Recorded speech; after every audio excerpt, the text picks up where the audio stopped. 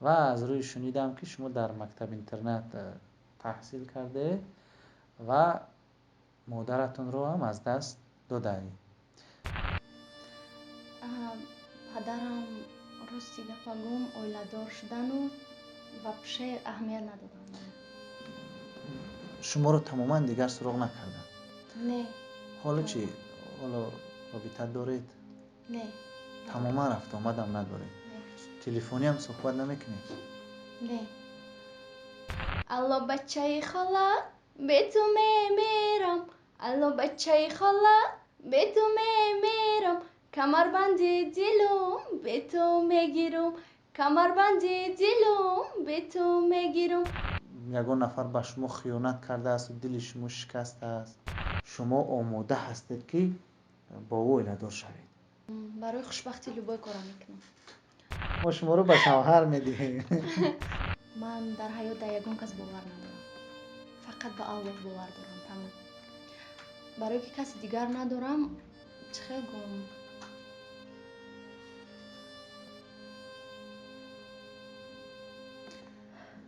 من شما رو درک میکنم رخشانه بانو.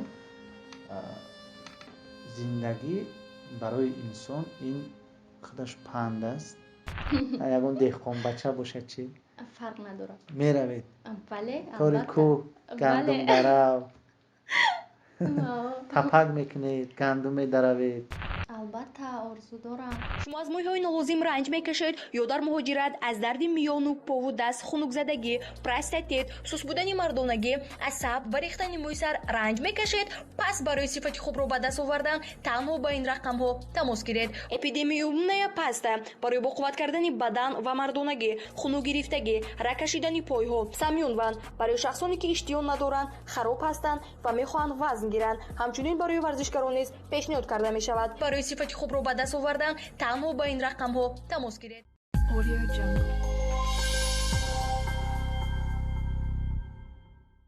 سلام مخلصان و بینندگان عزیز، برنامه نوبتی چهره نو است تقدیم شما از کانال توجیکون گروپ و مهمون برنامه ما هستند آوازخوان و حجم‌نگار جوان، بانوی خیلی خوش سخن و زیبا، رخشانه بانو. خوش آمدید به برنامه. رحمت. سلام به شما به مخلصان کانال توجیکون گروپ. سلامت باشید، خوش آمدید به برنامه ما. و مخلصان بسیار از ما خواهش کردن که ما شما رو به برنامه دعوت کرده باشیم و کانال ما نیز اقدام گرفته است چهره های نو رو به مخلصان معرفی کرده باشد و ما میدونیم که شما چند مدت شد در صحنه های گروه حجوی عرب شو کمپانیا نقش می آفرید. اینچنین در دیگر صحنه ها در دیگر گروه ها با گروه های حجوی.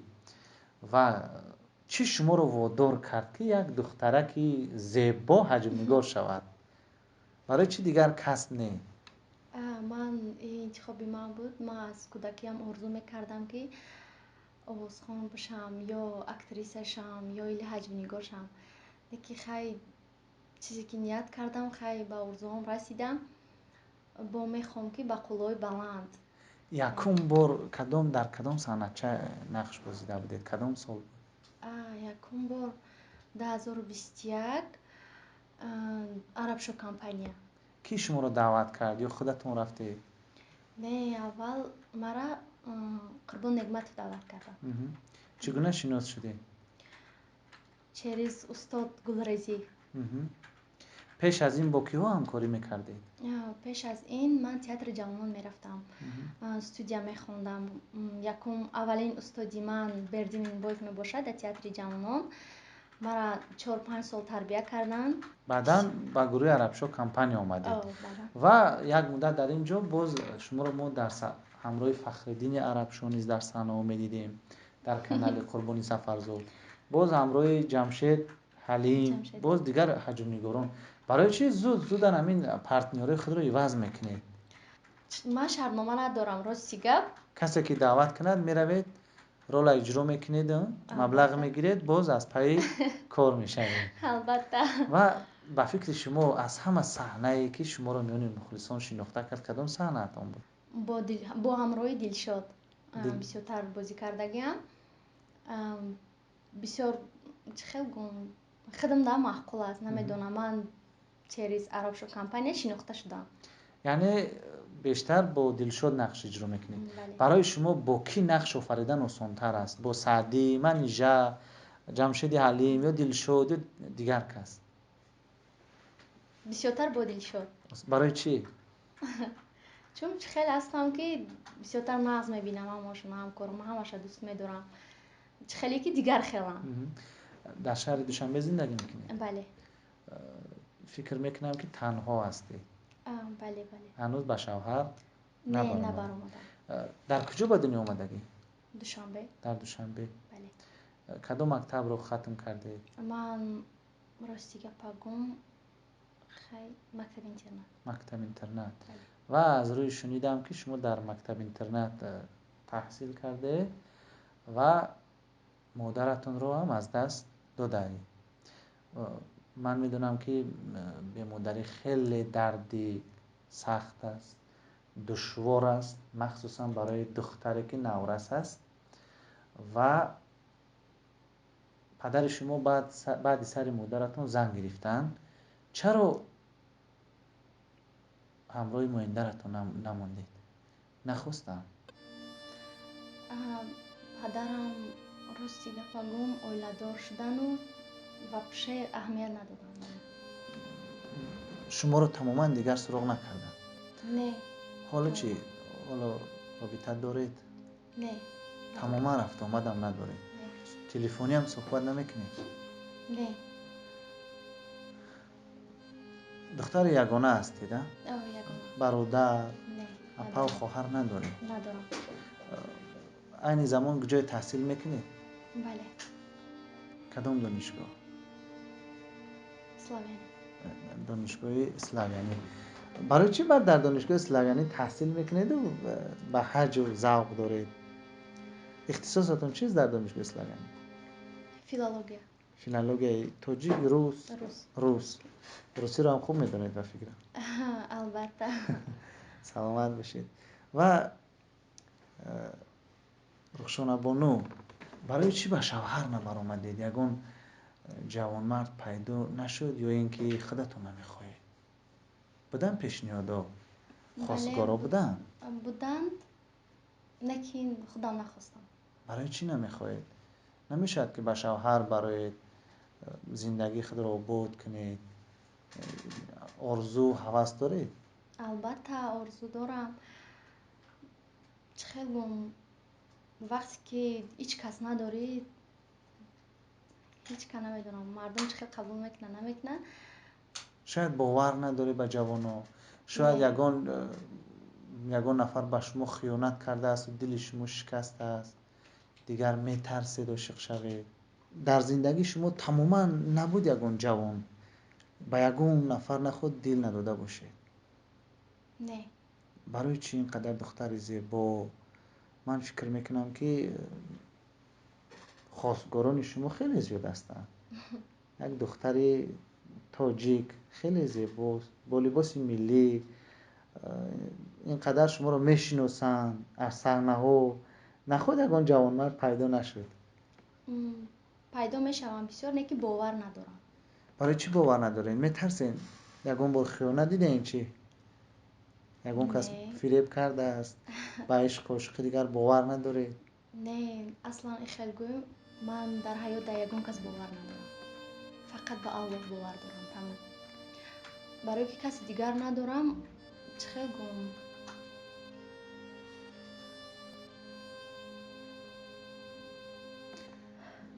من شما رو درک میکنم رخشانه بانو. زندگی برای انسان این خودش پند است. وقتی که با انسان‌ها روبرو میشوی، انسان‌های گوناگون رو میبینی، من فکر میکنم که خلاصه خود رو در آینده میبری و ما نیز تمنا میکنیم که در زندگی شما مرد پیدا شود و شما رو در اصل خوشبخت کرده تواند و رفتوان همین جوانمرد پیدا شود. شاید از برنامه ما، شاید از کانال ما، شاید اگه مخلصتون همون جوانمرد چگونه باشد، چگونه خصلت ها داشته باشد که شما آماده هستید که با او ایله دار شوید.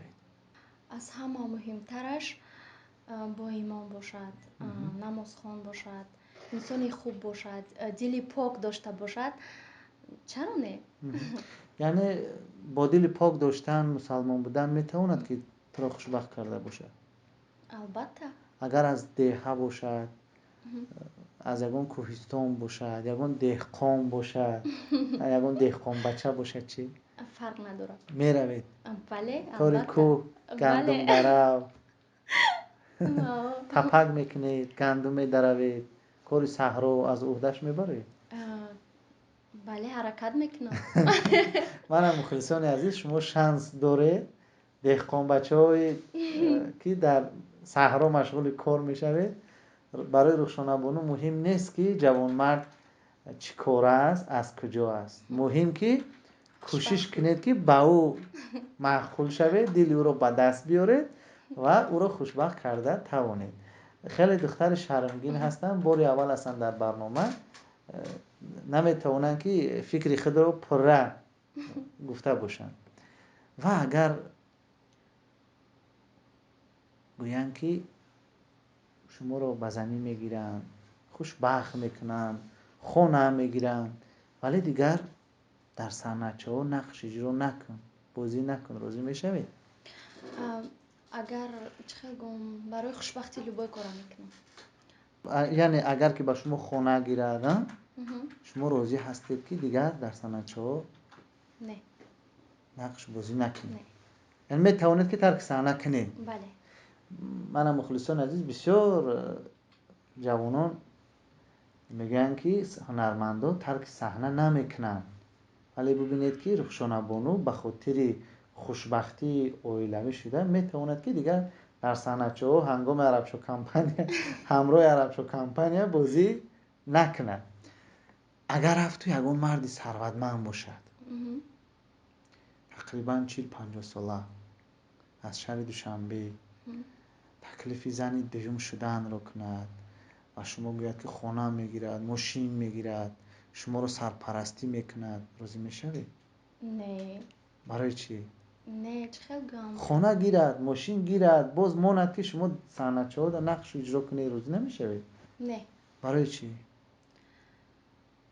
не ман мехоҳам ки чӣ хел бошад набошад, ай худам дар 3-4 сол калонтар бошад, не ки иққа калони бад не. калони бад. Агар ҷавон бошад чӣ? ҷавон бошад, агар нағз бинад, ҳурмати эҳтиром кунад, хушбахт кунад, дар куҷои хоҳад зиндагӣ мекунам. розӣ мешавед? бале. ва шумо гуфтед ки камкам сурудам мехонед. ҳамроҳи кӣ бори аввал суруд хондед? бори аввал Қурбони Сафарзод. чӣ суруд буд? ҷудоӣ. ҷудоӣ хондед. баъдан чӣ боз? баъдам ҳаҷми нигоро қатъи. барои шумо суруд хондан осонтар аст ё ин ки дар саҳначаҳо нақш бозӣ кардан? ба фикрам суруд. суруд. бале. худи шумо кадомша бисёртар дӯст медоред? ман бисёртар мехостам ки ҳофиза шавам, лекин наметавонам рости гапа бигӯям. барои чӣ наметавонед? маблағ намерасад? шароит надорам. шароит, бале. сарпараст надоред? рафту ягон сарпараст пайдо шавад, ҳамкорӣ мекунед ягон продюсер? албатта. бисёртар кадом ҳунармандона худи шумо гӯш мекунед? бисёртар Шабнам, Зулайхо. ҳунармандони тоҷикӣ? бале, ҳунармандони тоҷикӣ. метавонед барои мухлисон 4 мисра бо овози зинда суруд замзама кунед? аз дил хотарона ҳунарманди дӯстдоштаатон бошад мешавад. алло бачаи хола бе ту мемерам, алло бачаи хола бе ту мемерам, камарбанди дилум бе ту мегирум, камарбанди дилум бе ту мегирум, камарбанди дилум арзиш надоре, камарбанди дилум арзиш надоре, ҳамон ки беҳтар аст бе ту мегирум, ҳамон ки беҳтар аст бе ту мегируме.